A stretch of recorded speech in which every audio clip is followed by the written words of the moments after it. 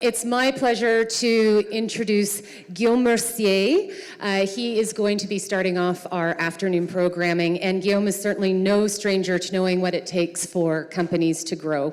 So if we can just start off the conversation, Guy, with, what is the spirit that is SSENSE, and also your role there, because it's a big title, and I think the audience would benefit from knowing what you're responsible for. It was founded 14 years ago, very much an entrepreneurial journey by three brothers, the Atala brothers, so Rami, Basil, and Firas. Three Syrian brothers that immigrated to Canada with their family when they were teenagers. And Rami envisioned the company when he was studying engineering in Montreal. He had this vision of simplicity and humility and how things should look and how they should work, linked with a very engineering mindset, a very data-driven approach, and then just the ambition that a few visionary can have, and Rami's definitely that. So mixing all that is what I think creates SSENSE. So for my role, so I'm VP Marketing. I think there's two big pieces. The first one is very much linked to marketing. So I'm leading our teams of brand and marketing strategy. I'm leading our communication team, also the content team, which is key to everything we do, which is our own page, and a bit more than that, editorial, curatorial. And finally, I lead our design team. So we have a pretty big in-house design team.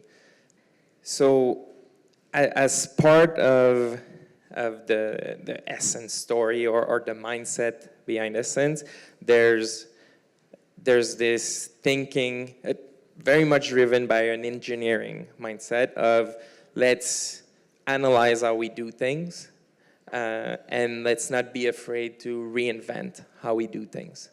How is it that you have such a clean UI, and yet it's so impactful? I'm going to assume it's because you guys appreciate, at the end of the day, your customer, they're focused on one thing, it's the brand, right? We talk about the super users or the super fans. Do you feel like that's the customer that you've kind of tapped into? You know who the super fans of each of these brands are, and you've provided a UI for them to access that merchandise really quickly, or is it something else?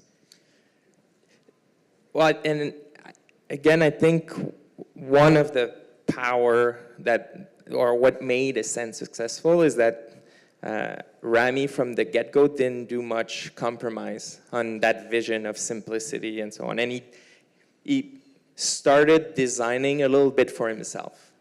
And he's a millennial, right? And the majority of people that work at our company are millennials. And so we're designing a little bit, and everybody's a bit biased in how they design. It's very hard to just go at the customer need, but by being a bit biased towards us, by being millennials, we've designed something that has resonated with millennials. And so there's this desire for authenticity and honesty. And content's been huge for you guys, right? You produce spectacular content. I'm a huge fan. Curious to get a sense of how you've use that content to date as a customer acquisition tool. What have some of the strategies been? What have you found converts really well? Is it 73 questions? Maybe tips and tricks that folks in the audience can benefit from. Content is difficult, and it can be tricky, because if you start doing content with that mindset, the trying to be a little commercial and try to acquire a customer, and that's your number one driver, there's a danger that it will come across as that it will come across as a trap for you to buy.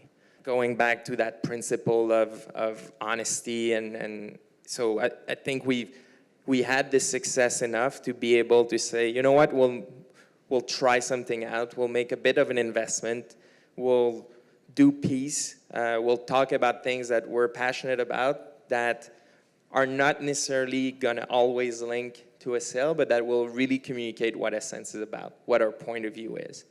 And so that's what we've done. we've really focused on increasing our quality. We've been lucky enough to be able to work with Jorg, the editor-in-chief of O32C, who's now our editor-in-chief.